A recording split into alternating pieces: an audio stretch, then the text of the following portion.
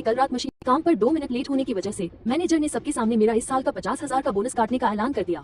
मैंने समझाया कि कल रात मशीन ठीक करने के लिए मैंने सुबह 3 बजे तक ओवरटाइम किया था, लेकिन उसने मुझे बहाने बनाने के लिए डांट दिया।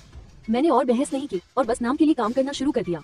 नतीजा ये हुआ कि 1 महीना भी नहीं बीता, आधी रात को फैक्ट्री की मशीन खराब हो गई और किसी ने वक्त पर उसे ठीक नहीं किया, जिससे सीधा 10 करोड़ का नुकसान हो गया।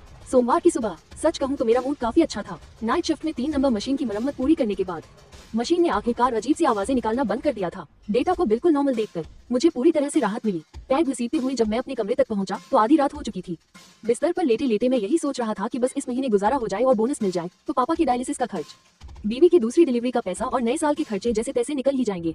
पर किसे पता था कि जैसे ही अलार्म बजेगा और मेरी आंख खुलेगी तो सब खत्म हो जाएगा।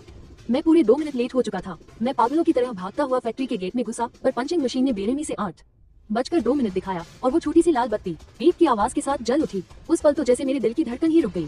सत्यानाश, अब तो पक्का फिर से गालियां पड़ने वाली हैं। मुझे लगा था कि बॉस ज्यादा से ज्यादा 2 बातें सुना देगा, पर किसे पता था कि मैनेजर तो कोई बड़ा ही बम फोड़ने वाला है। सुबह की मीटिंग में 100 से ज्यादा मजदूर वर्कशॉप में खचाखच भरे हुए थे।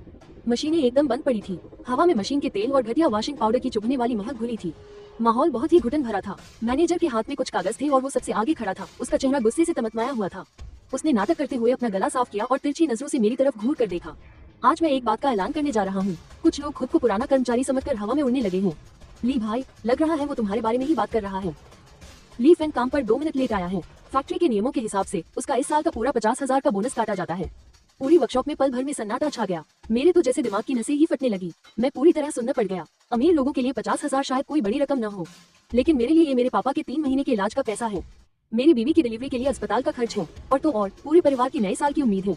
मैंने पूरा 1 साल खून पसीना एक किया है। हर महीने की पगार खर्चे पूरे करने के लिए कम पड़ जाती है। मैं तो बस इसी पैसे